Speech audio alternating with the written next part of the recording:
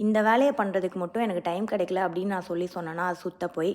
ஏன்னா எவ்வளோ டைம் கிடைச்சாலும் இந்த வேலையை பண்ணுறதுக்கு ப்ரையாரிட்டைஸ் பண்ணல அப்படிங்கிறது தான் உண்மை. எனக்கு என்னமோ இந்த வேலை ரொம்ப கஷ்டமான வேலை, ரொம்ப டைம் எடுக்கும் அப்படிங்கிற மாதிரியே யோசிச்சு இதை நான் தள்ளி தள்ளி போட்டுகிட்டே இருந்தேன்.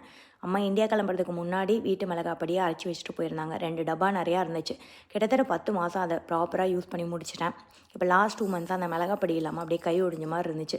ஆனால் அதை அரைச்சி வைக்கிறது எனக்கு என்னமோ அது ஒரு பெரிய கஷ்டமான வேலை மாதிரியே தோணிட்டு இருந்தது. ஆனால் ஃபைனலி இதை நான் முடிச்சே ஆகணும்ப்பா அப்படின்னு சொல்லி நான் எடுத்து பண்ண ஆரம்பித்தேன். கரெக்டாக 1 hour தாங்க ஆச்சு. இந்த வேலையை நான் முடிச்சிட்டேன். இதோட ப்ராப்பர் ப்ரிப்பரேஷன் மெத்தட் எல்லாமே அம்மாவே நம்ம சேனலில் வீடியோ போட்டிருக்காங்க. அந்த வீடியோவை நான் அட்டாச் பண்ணுறேன், வேணுன்னா அதில் போய் செக் பண்ணி பாருங்கள். பட் இது அப்படியே அம்மாவோட மெத்தட் தான். நீங்கள் மிஷினில் போய் அரைக்கணும்லாம் அவசியமே கிடையாது. மிக்ஸி இருந்தால் போதும், சூப்பரான மிளகாப்பொடி வீட்டில் ரெடி பண்ணிக்கலாம்.